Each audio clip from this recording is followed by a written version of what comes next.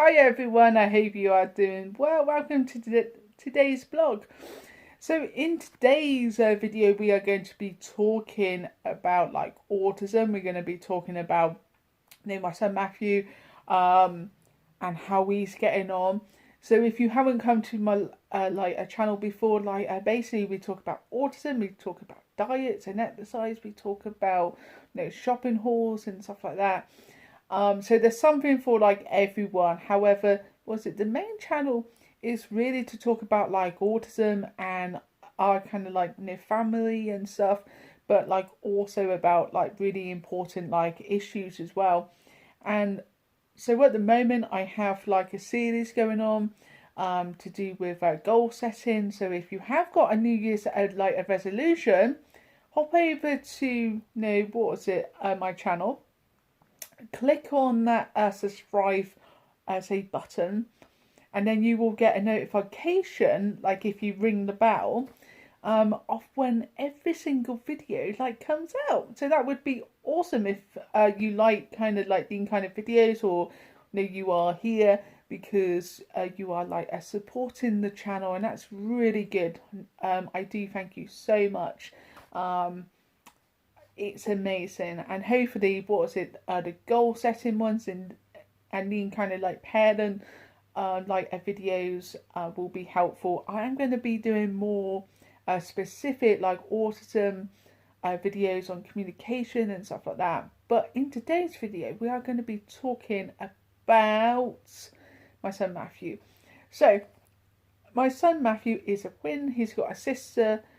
They are aged 3.5. They'll be 4 at the end of July, and they are both coming on leaps and bounds.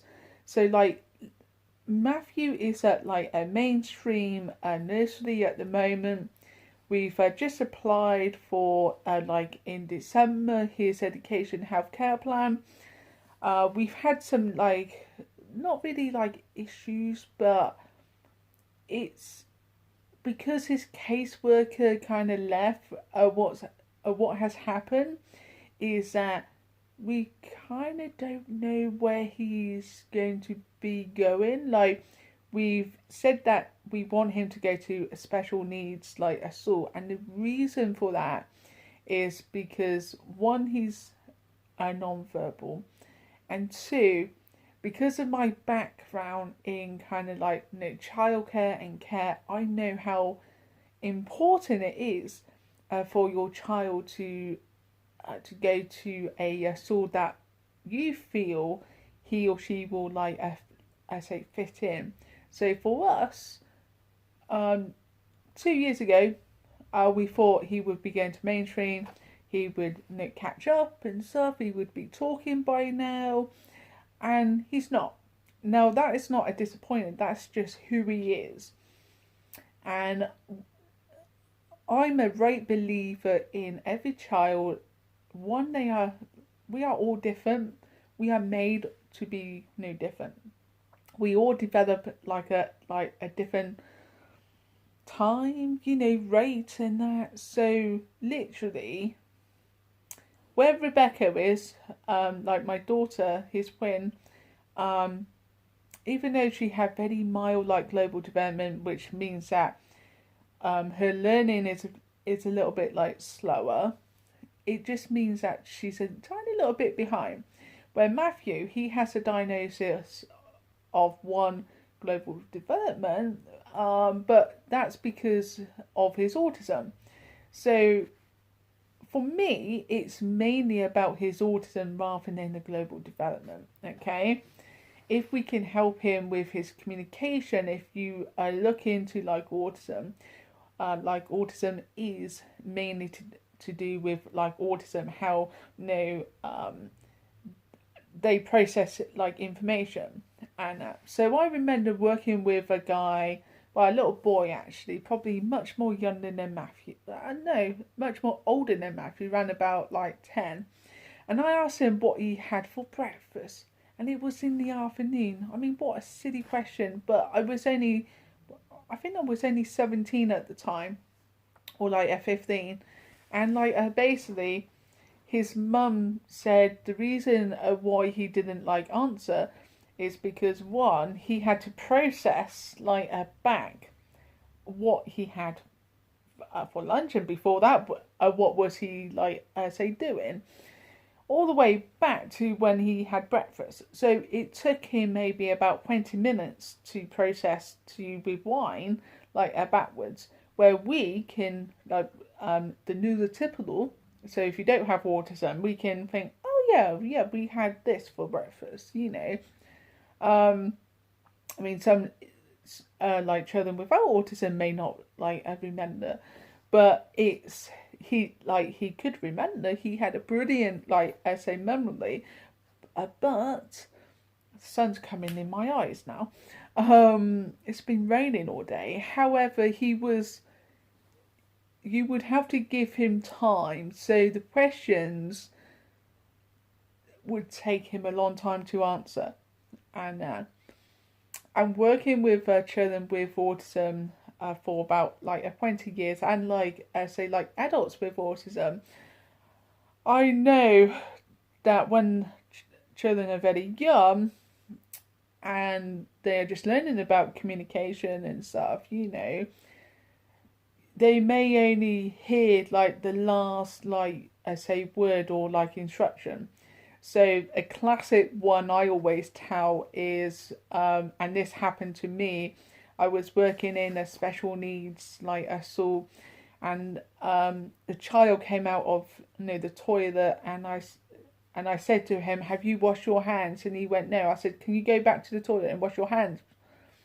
So he went back and he actually washed his hands in the toilet. Now, yes, that is funny. However, kids with autism, and like I say, like adults, can take things literally. So we have to be careful on how we speak to our new kids and that. So like for Matthew, he will respond much more better. I'm just going to see what the time is because I need to pick up the kids actually. Okay. He will respond much more like a better when you say things to him like in a very simple way. So for like a sample, when we are getting him like a dress, I will get his clothes like ready, and I will warn him that he's going to get dressed. And the first thing that I will say to him is that I'm going to take your trousers off, and we're gonna change your nappy. And so he knows. Now the next step from that would be maybe we want him to not just hear the words, because he may not really understand the words, we don't know, but he seems to tolerate what we are saying to him and understand that he's going to get dressed. However, what you could do, and what we are going to do, is to get kind of like a now and next board, which is basically where you put on kind of pictures, okay. So we'll say, right, we're going to put your trousers on now, and then we're going to put your socks on, and then you take that off, and then you will put like your shoes on, and then we're going to put your coat on. So it's a now and next, and that could be used for like kids who find it really hard to process what we are doing now and what we are going to be doing next. So the transitions between things, for some kids it can be really, really difficult, and even like adults it can. So that's why a lot of kind of special needs like schools and that, and colleges will use pecs, picture change. They will use visual timetables, which I need to get.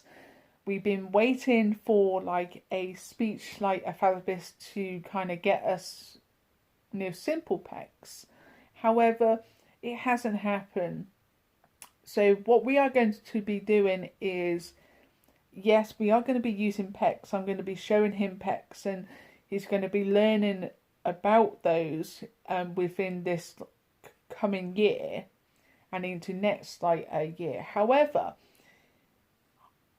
I do feel that he would be much more better off to begin with photos. So like for like example, a photo of remote control and the TV, you know, or it could just be the picture of our TV. A photo of his, you know, cookies and stuff like that. Like on a piece of card, you know, with some laminated paper and some sticky stuff, so we can put them like in his book, and then he will be able to pick them out and to give it like us, and that will be his communication aid. And then from there, we would want him to learn to do pecs on a device. However, I want to kind of clarify something. We believe that, you know, Matthew will find his voice, and that we want him to speak, and we encourage that all the time. And he's making new sounds, his and some words and that's really, really good. However, some kids with autism, even when they can like verbally speak, they find using a picture to change or a device to type what they want really more helpful. So the thing about like autism, like I said, is communication is kind of key.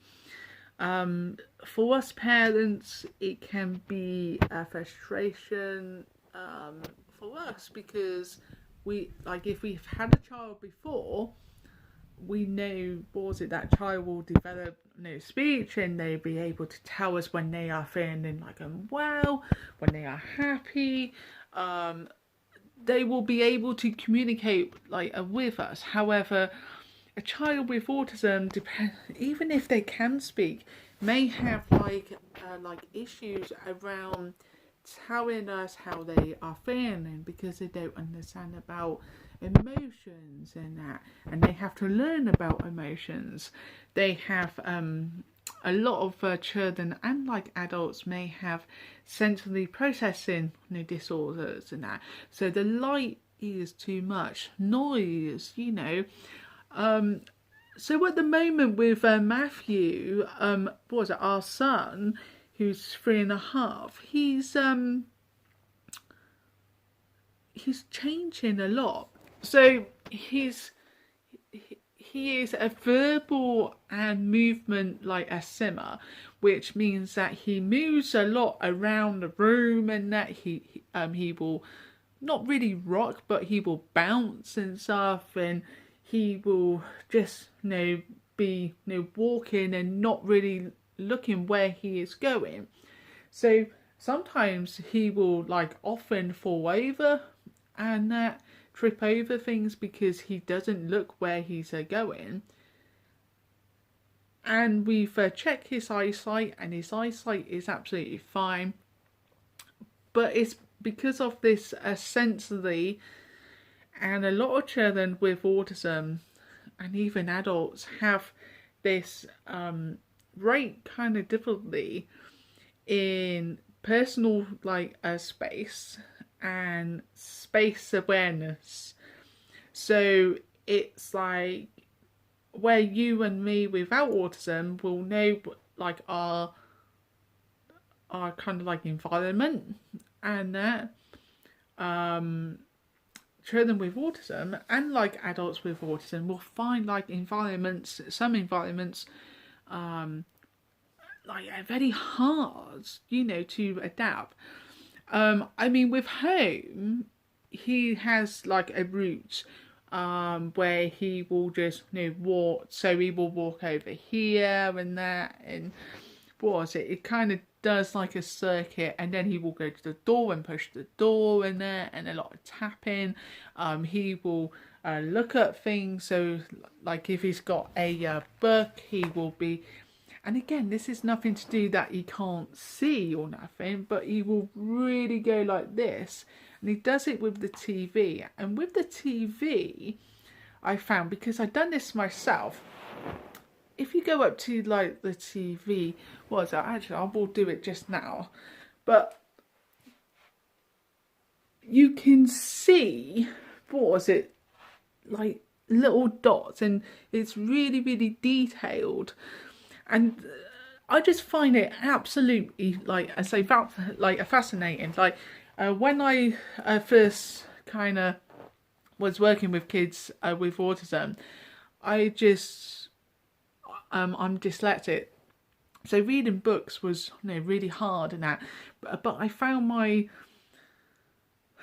go-to to kind of learn stuff, and I learned all about autism from books. But then I was actually working with, you know, kids and with autism, and it's kind of strange that I do have a son with autism, but it's very, very common nowadays, and it's kind of like we think it's, you know, probably to do with, you know, kind of genes and that.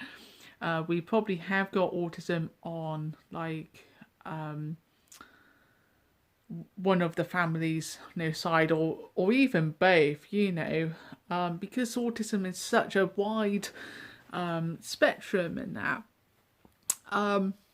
So yes, so we was talking about say Matthew. I've kind of lost the track, but his communication is coming on really well. So what I mean by that is that he will be able to kind of tell us what he wants when it's to do with drink, and when it's to do with say food. What we really need to concentrate on now is to help him with his, you know, like other communication, by using photos and pecs and teaching him. And I want him to be able to learn to hold a pen. He can hold a spoon and stuff, but because he doesn't eat the food like yogurts and that, he has no desire to do that like at the moment. However, at some stage he will need to learn, you know, to use a knife and fork and that, or a fork and spoon, you know. And hopefully with his, you know, restricted diet, you know, we're really keen to get some nutrition in him. So we're going to go down the route of kind of say juices and smoothies and that. He's still on the baby bottle, which we found really, really hard to get him off. And but speaking to a lot of parents on like the Facebook say forums and that, this is, I say, very common for some children with autism. And it's not necessarily that he can't drink from like a beaker or a cup. He's got that ability. However, it's the sucking, it's the sensory from that. So if we can find something which can replace that, then that would be really good. Or like the other alternative, which we may do, is just to go really hard and just to say, look, you know, like, here's the beaker. Look, you can see there's a juice and milk in, no juice or milk. No, this is yours. We are not going to do the bottle anymore. So that's a decision I need to kind of make with his pediatrician, and also his like a key worker and nursery like a staff, because if we are going to do this, we all need to be on board. What I've learned in my career, like as a special needs like assistant and that, and running my own business, is you need to be consistent with kids and adults with autism when you are trying to teach them like a new kind of like skill. And I think that's very hard sometimes when you are like a mum and dad. And certainly it's totally different